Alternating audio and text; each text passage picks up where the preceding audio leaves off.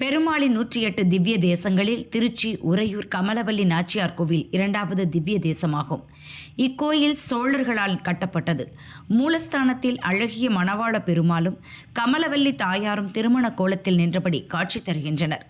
ரங்கநாதரே தாயாரை மணந்து கொண்டதால் இங்கு சுவாமி தாயார் இருவரும் அவரை பார்த்தபடி வடக்கு திசை நோக்கி இருக்கின்றனர்.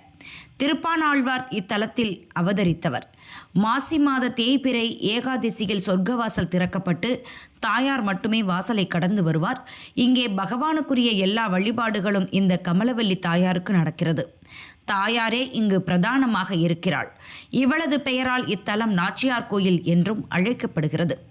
இங்கு சந்தன பிரசாதம் தருகின்றனர். கணவன் மனைவிக்கிடையே ஒற்றுமை அதிகரிக்க இங்கு வேண்டிக் கொள்ளலாம். திருச்சி ஜங்ஷன் பஸ் ஸ்டாண்டில் இருந்து 5 கிலோமீட்டர் தூரத்தில் உறையூர் உள்ளது.